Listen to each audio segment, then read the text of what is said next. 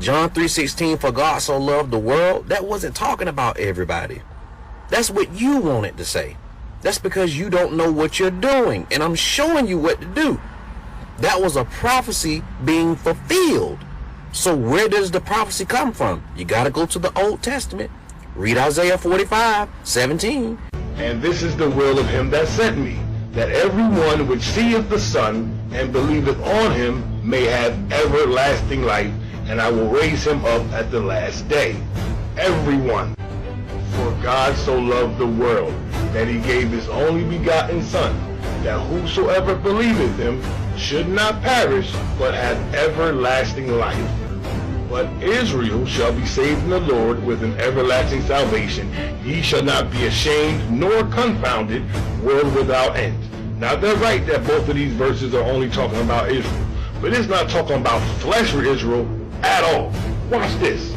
Alright, we got Romans 2, verse 26 through 29. Therefore, if the uncircumcision keep the righteousness of the law, shall not his uncircumcision be counted for circumcision? And shall not uncircumcision, which is by nature, if it fulfill the law, judge thee, who by the letter and circumcision does transgress the law? For he is not a Jew, which is one outward, neither is that circumcision, which is outward in the flesh, but he is a Jew, which is one inwardly, and circumcision is that of the heart, in the spirit, and not in the letter, whose praise is not of men, but of God. Alright, let's get it. This is Ephesians 3, right? For this cause, I, Paul, the prisoner of Christ, for you Gentiles. Okay, Ephesians 3. We're still in 3. That the Gentiles should be fellow heirs and of the same body, and partakers of his promises in Christ by the gospel. Remember, but Israel shall be saved in the Lord with an everlasting salvation. Ye shall not be ashamed nor confounded, world without end. There you go. Remember Ephesians 3? Upon him be glory in the church by Christ Jesus throughout all ages, world without end. The church by Christ Jesus. That's Israel. That's the world without end that has an everlasting salvation. I'm making it up. I want to give all the praises and the honor to Yahweh Bahashem, Yahweh Shai Bahashem Recha HaKodash, and double honors to the elder apostles and the elder bishops of Great Millstone. Honors as well to you other elders, you brethren, you fellow believers of this truth. Shalom to you, few sisters. Shalom to the elect. So, as we've been going through back and forth, the hell with these Christians, man. You know, they need us to keep it going, but what it is, they just love Esau so goddamn much that they'll fight and kill themselves to save Esau's system. See, they're not concerned about other nations not making it. They're only concerned about Esau not making it. As I said before, if the Hamites was going into captivity and hard bondage, and the Edomites could be saved, these spoofy Christians would not have a problem. And what they try to do is everybody wants a piece of the Hebrew Israelites to build their content, just so their followers can get on there and say, wow, deep lesson in 2 minutes. They all of a sudden, there's one video of a Christian who goes back and forth with an Israelite for 30 seconds and he gets 1 million views. This is how much you Christians are hurting right now. And men like me, you know, I don't mind doing the videos exposing you false Christians, right? So, because there's nothing wrong with being a Christian. The disciples were called Christians. It just means anointed, right? A believer in the Messiah, in faith, in sincerity. And we're going to show you, according to this lesson, that these Christians have no faith. They have no sincerity. They don't believe in the true Messiah. And it makes sense why they love white Jesus. So anyway, we're going to go to Romans 2. I just want to bring this back up again. The Jews and the law. I just try to hit the points. I'm not going to do a drawn out lesson. I'll skim through some of it, read a little bit of commentary. Who knows? Behold, thou art called a Jew, and retest in the law, and maketh thy boast of God. See, again, once you understand the history, then you understand the mystery, as they say, right? So you had the Pharisees, you had people who was boasting in the law, right? Boasting about the seed of Abraham and how they was saved through Abraham's seed, right? And this is why the Messiah said in Galatians, if you believe in me, then you are of Abraham's seed. But these Christians will say, wait a minute, see? All it took was an Edomite, a hairy Edomite, and a big lip-plate Hamite. All they got to do is believe, and then they're of the seed of Israel. And it has nothing to do with that. Because it was about the conversion. This is why he said to the Jew first and then to the Greek. The Jews that didn't believe, right? They had to believe in the resurrection. This is what this was all about. This is why he said, if you believe, he was really saying, just because you Abraham's seed, that don't mean anything, right? Only to a portion. What it means, because you're talking to an exclusive group of people. So when you say these things, you can, if you have understanding, you can see, okay, he's only talking to an exclusive group of people, right? And this is why it says, he'll say to the Jew, and then to the Greek, to the Jew, and then to the Gentile, right? Because it's an exclusive group of people. So when he says, if you are Abraham's, if you believe in me, then you have Abraham's seed, that's how you reach salvation. He's still talking to the Israelites. That's why he said that. Meaning that, as I said before, it doesn't matter if you are of the Lord. The reason why he said of Abraham's seed, because they believed in salvation through Abraham, right? This being the seed of Abraham. And what was being brought is that your salvation is coming through the Messiah. So really that's saying if you believe in the Messiah, that's you are saved, basically, right? If you follow the Messiah. Anyway, I'm going to jump on down. I'm just trying to get through a lot of this. I'm going to get to the point. For shall not an uncircumcision which is by nature, if it fulfill the law, judge thee, who by the letter and circumcision does transgress the law? For he is not a Jew, which is one outwardly, neither is that circumcision, which is outward in the flesh. This is why when you go in Matthew 23, he had such a problem with that, because they was boasting outwardly in the flesh, talking about that they're the Jews and they're the seed of Abraham and they'll be saved. And all of them was going off. The majority of them was going off. But he is a Jew, which is one inwardly. And circumcision is that of the heart and in the spirit and not in the letter, right? Who praise is not of men, but of God. So now when you see this, again, this is an exclusive situation. But he is a Jew inwardly, right? And circumcision is that of the heart. He was converting the Jews. That's why Acts 11:26, it says the disciples were called Christians. This is what this was about. Christians make a distinction and say just because it say Jews, see, they are always the believers. No, not necessarily. They were believers of their heritage and who they were, but they didn't have, a lot of them didn't believe in the Messiah, the resurrection. This is why I said to the Jew first, then to the Greek. Greeks and multitudes of nations. They're not technically just one nation. So let's get some precepts on this and prove it. And let's go to some blue letter. Let me say commentary. Romans 2:28. Right? For he is not a Jew who is one outwardly, neither is the circumcision that which is outward in the flesh. Let me go on here. It says, you know what it says, but he is a Jew which is one inwardly. So we go over here. See this precept right here, Jeremiah 4:4. We go here to Jeremiah 4:4.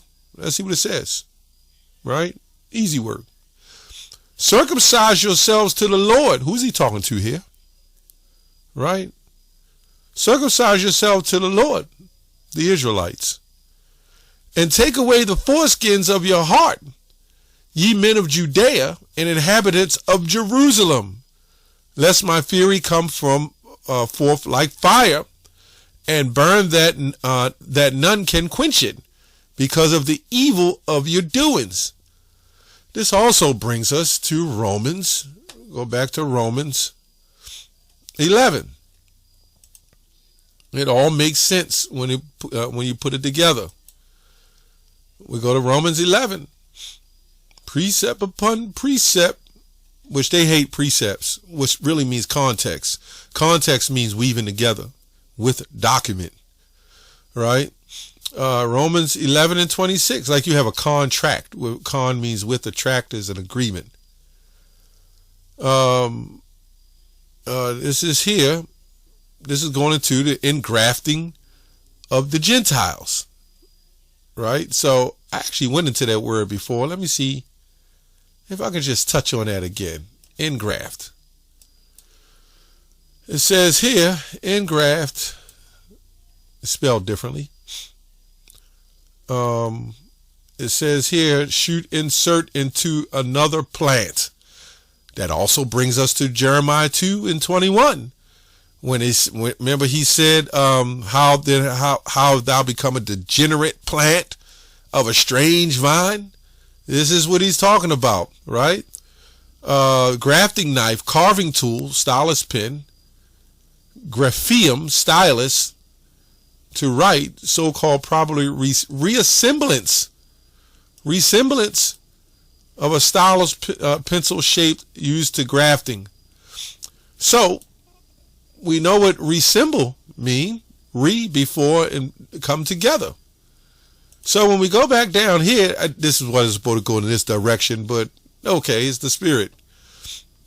It says, and if some of the branches be broken off, let me go up here. For if the fruitful be holy, lump is also holy. And if the root be holy, so are the branches, right? And if some of the branches be broken off, and thou being a wild olive tree, were grafted among them, and with them partakest of the root and the fatness of the olive tree, right? So it says here, the branches being broken off, this is what you're talking about, engraft, to reassemble. You know what happen if you cut your hand off and you try to sew somebody else's hand on, or another organ? Your body will reject it. You would have to take anti-rejection. You see what I'm saying? So the Lord is not an author of confusion. He's not going to have heathens be coming back in from something that's broken off. And how do you connect something that you were never a part of? That's what engrafting goes into, right? And this is why he said, it says, boast not against the branches, but if thou boast, thou bearest not the root, but the root of thee. And this is why when you go on down, he says, and all Israel shall be saved. You can also go to Hosea 1 and 10. The children of Judah and the children of Israel was brought together and appoint themselves one head. Then it says, there shall come out of Zion a deliverer, and shall turn away ungodliness from Jacob. Right? I mean, it can go and all you got to do is keep going over to the precepts, and it always brings it out, Always go to the precepts if that's what you want. So we're going to go back to the topic at hand, the scripture that talk about Romans 2. It goes into, but he is a Jew. This is the Barnes. Let me go back here. I don't think I have to pull it up here. I can, I already have it anyway. Let me go here. Yeah, this is the Barnes. Let me just pull some of it out of there. It says, but he is a Jew. He comes up to the design of the Jewish institution, He manifests truly what it is to be a Jew, which is one inwardly, who is in the heart a Jew, who has a true spirit and fulfills the design of their being separate as special people. This passage proves that the design of separating them was not merely to be performed against certain external rites, or to confront or to conform to external observations, but to be a people holy in heart and in life. It cannot be denied that this design was not generally understood in the time of the apostles. So this is why Apostle Paul was saying, my hope is that Israel, that they might be saved. Right? This is what it was all about. Luke 168 is the scriptures say that that we should be saved from our enemies. So it goes on it throws a few scriptures up. Now this is where we show you where Christians are lost, right? The Bible, for he is not a Jew. Okay. Let me go up here. For he is not a Jew, he is merely descended from Abraham, and is circumcised and externally conforms to Jewish law only, does not possess the true character and manifest the true spirit. He's still talking about the Israelites. Okay? So basically, you got people who say, I'm a Jew, and I'm this, and I'm that. And so this conversation for you Christians, it has nothing to do with you. This will have everything to do with us as Hebrew Israelites. Has nothing to do with you. You just running your mouth and stepping in things that you don't understand. So when we see this, we will say this to other Israelites, like Old Testament Israelites, who claim they're going to be saved by the law. Okay? Does not possess the true character. This is why Paul was doing what he was doing. And this is why when you read Romans 3, he said what he said. A man should not be justified by the deeds of the law, but the faith in the Messiah. Wasn't nothing wrong with the law. It was corrupt. But this is why he sent his son. The whole point of sending his son, so we could be free from the curse. And that was done. The curse of the law is freed. But it doesn't mean not to do the law. But it also means it can't save you. Right? You know what they was doing when it came to the law? Anyway, you can read the book of Deuteronomy. It tells you that. Maybe I'll get that. I'll have to get a second. It says, the true character to manifest the true spirit contemplated by the true separation of Jewish people.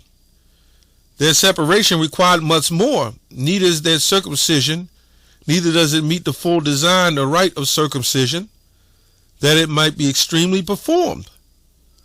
Contemplated much more. See Romans 2:29. This is not talking about everybody else. This is not talking about everybody else. This is talking about other Israelites that fell, how we continued in sin. In fact, let's show you that Christians are phony, man. When you go to the precepts on these, this is what a couple of them are. Deuteronomy 6 and 5. This is what it says. And thou shalt love the Lord thy God with all thy heart, with all thy, and with all thy soul, and with all thy might. That is the first commandment. See, the only way we were going to do that, because we didn't do it ourselves according to the law. So this is why he sent his son. To bridge us in that time, because it's really for today. You know what I'm saying? To bridge us for that time of things we can't do. That's how his blood covers us. It doesn't mean you get to go out and sin. Sin is the transgression of the laws, 1 John 3 say. Right?